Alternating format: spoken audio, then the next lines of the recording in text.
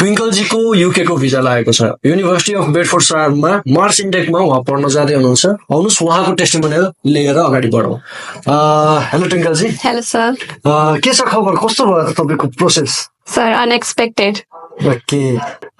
journey कस्तो भयो तपाईँको प्रोसेसको जर्नी त स्टार्टिङमा सोच्दाखेरि डिफिकल्ट लागेको थियो बट सोचे थिएन 3 दिनमै भिजा हुन्छ सर ओके 3 दिनमा भिजा आयो यस सर 3 दिनमै भिजा आयो बधाई छ 3 दिनमा भिजा आयो Thank you, र तपाईँको घर कहाँनिर सर नेपालगञ्ज ओके नेपालगञ्जबाट तपाईँले हेटौडा कसरी एप्लिकेसन स्टार्ट गर्नुभयो सर यो सबै जर्नी स्टार्ट हुन्छ after I complete my IELTS complete गरिसकेपछि मलाई केही आइडिया थिएन कुन कन्सल्टेन्सीमा जाने के गर्ने फर्स्ट स्टेप के गर्ने भने केही पनि थाहा थिएन त्यसपछि मेरो भाइ जुन हेटौडामा बसिरहेको छ हालै उसले मलाई भन्यो तपाईँ चाहिँ नि आइल्स गरिसक्नु भएको छ भनेपछि now I will guide you भनेर भन्यो होइन अनि उसले मलाई चाहिँ एउटा नाम सजेस्ट गर्यो त्यो थियो केआइसी भन्दाखेरि उसले मलाई चाहिँ भन्यो मैले चाहिँ नि दिदी मैले यहाँ यो कन्सल्टेन्सीको बारेमा धेरै कुराहरू सुनेको छु र मैले पर्सनली रिसर्च गर्दाखेरि धेरै राम्रो पोइन्ट्सहरू थाहा पाएको छु and he recommend me the name of yours Ashwin Upreti sir so उहाँसँग पनि मेरो चाहिँ एकदम राम्रो बोली बानी व्यवहार छ भनेर म चाहिँ उहाँसँग एकचोटि हजुरको बारेमा कुरा गरिदिन्छु भनेर मेरो भाइले भन्यो 3-4 चोटि उसले कुरा गर्यो अनि कुरा गर्दाखेरि अगाडि प्रोसेसतिर जाम्न भन्ने कुरा भयो अनि त्यसपछि म यहाँ नेपालगञ्जमा बसेको थिएँ मलाई त blank I have no idea पुरा ब्ल्याङ्क त्यसपछि चाहिँ भाइले भन्यो दिदी म हजुरलाई गाइड गर्छु त्यहाँबाट हजुर चाहिँ यहाँदेखि सबै डकुमेन्टेसनहरू रेडी गर्दै गर्नु होला प्रोसेस चाहिँ लाइक अगाडि बढाउँदै गर्दाखेरि चुनौती कतिको फेस गर्नुभयो त्यस्तो त सर गाह्रो स्टार्टिङमा जति मैले सोचेको थियो त्यस्तो त केही गाह्रो भएन इट्स अल बिकज केआइसी जसले चाहिँ मेरो जर्नी लिटल बिट डिफिकल्टीबाट बचायो एकदम भनौँ स्मुथ वेमा गयो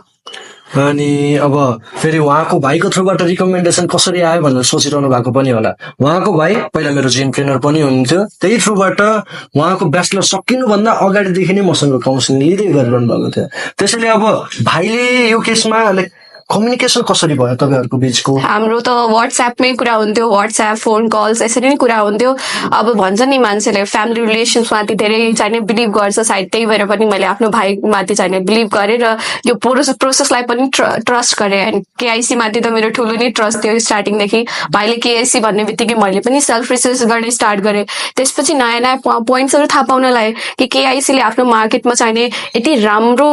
सक्सेस जर्नी रहेछ केआइसीको त्यो सबै कुराहरू थाहा पाइसकेपछि I was amazed totally amazed अनि आजभन्दा पहिला हाम्रो कहिले भेटघाट भएको छ के छ पहिलो भेट कहिले भएको थियो हाम्रो सर भेट चाहिँ कहिले भएन this is our first time okay सुन्नुभयो नि होइन यो पहिलो भेटमा प्रोसेस गर्नुभयो भिजा लगाउनु भयो तर भेट भिजा लागिसकेपछि भयो भनेपछि लाइक त्यो जर्नीमा तपाईँलाई केही डिफिकल्टिज भयो इन्टरभ्यू आयो कि होइन कलेज युनिभर्सिटीको इन्टरभ्यू के कस्तो डिफिकल्टिज भयो आफ्नो डिफिकल्टिज पनि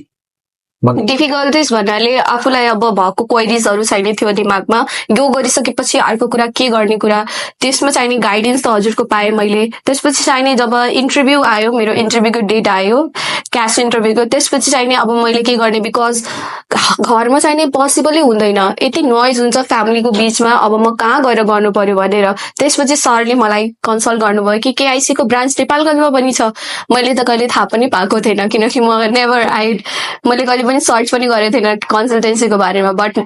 सरले भन्नुभयो कि केआइसी नेपालगञ्जमा पनि छ उहाँ गएर जानुहोस् एकचोटि उहाँसँग कुनै कुरा गर्नु सरले मलाई कन्ट्याक्ट नम्बर पनि दिनुभयो उहाँ म गएँ कि नेपालगञ्जको केआइसीमा जाँदाखेरि मैले सुभाष सरसँग भेटेँ पुनम म्यामसँग भेटेँ पुनम म्यामले मलाई धेरै नै गाइड गर्नुभयो उहाँहरूले चाहिने अलिकति पोइन्ट्सहरू एक्स्ट्रा पनि भनिदिनु भयो कि हजुरले यस्तो भन्दाखेरि एकदम राम्रो हुन्छ र प्रपर गाइडेन्सले मैले क्यास इन्टरभ्यू पनि क्र्याक गरेँ ओके सपोर्ट कतिको गर्नुभयो सरहरूले सरहरूको सपोर्ट इफोर्ट कतिको लाग्यो I think they have fully supported me I didn't feel any kind of awkwardness त्यहाँ मैले एकदमै आफूलाई कम्फर्टेबल नै फिल गरेँ त्यहाँ म मजाले जान्थेँ क्याबिनमा बस्थेँ प्रिपेयर गर्थेँ and then I took my test every day त्यसैले त हामी भन्छौँ केआइसीमा भिजिट गर्नुहोस् जुनसुकै ब्रान्चमा नि भिजिट गर्नुहोस् तपाईँलाई भिजा सक्सेसको पाथमा लग्नको लागि सक्सेसफुल हुने भनेको केआइसी थ्रुबाट छ त्यसैले आफ्नो एब्रोड स्टडीको प्लानिङ सक्सेसफुल बनाउन चाहनुहुन्छ भने KIC Hetauda is a best option so do visit KIC Hetauda छिट्टै भेटौँला